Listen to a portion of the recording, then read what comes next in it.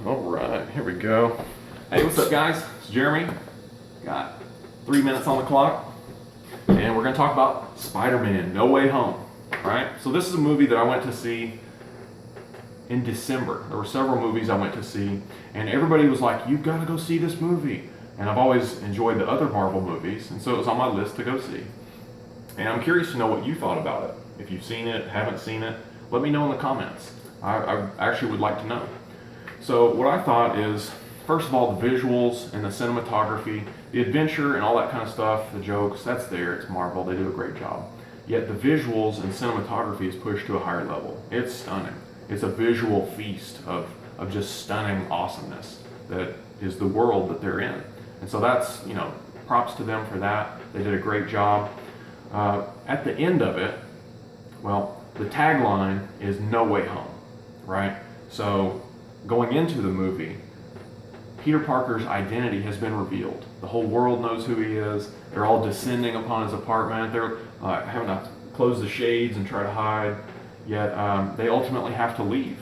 So his idea of home changes. That environment and that location changes. And that really spoke to me because I've been at a fork in the road of, do I go back home? There's a bunch of challenges I've got to overcome. Do I go back home and just, that's it? Or do I continue with what I'm doing, like serving, like at church and stuff, and with business ideas and things that I want to move forward on and watch where the story goes? By the grace of God, to be able to conquer some things and move forward with the story where I'm at, rather than just going back home.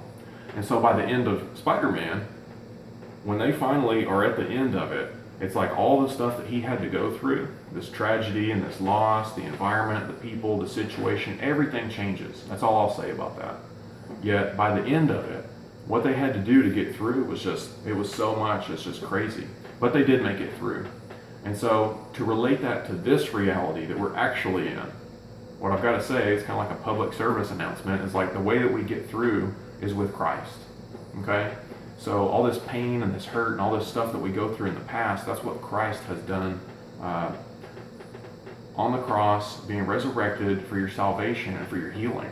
So to me, that's a higher priority to keep that than just, oh, okay, this movie was great. I got some ideas from it.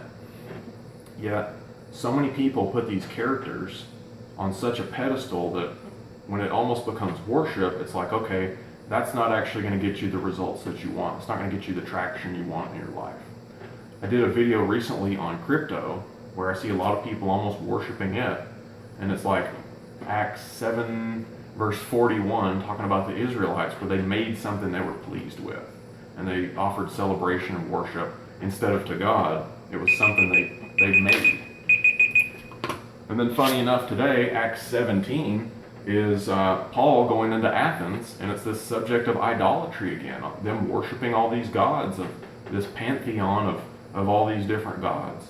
And so when we look at the culture of where we are now, where people have all these characters of Spider-Man, the whole MCU, Doctor Strange, casting spells and sorcery, or Harry Potter, or whatever the heck it is, like if we start to put this on a level where we're like, oh wow, that's so great, and then that's what we move forward with, well, going and seeing a movie is fun, these stories and characters are fun, but it fades.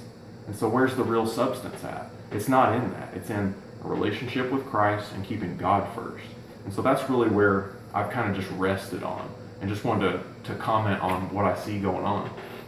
I think it's interesting. There's nothing wrong, I don't think, with going and seeing some movies. We just need to put it in the right context and the right perspective. So let me know what your thoughts are about this. I've got a snack that's calling my name, and I wanted to just do this real quick. I enjoyed the movie. Let me know your thoughts, and I'll see you on the next one. Peace.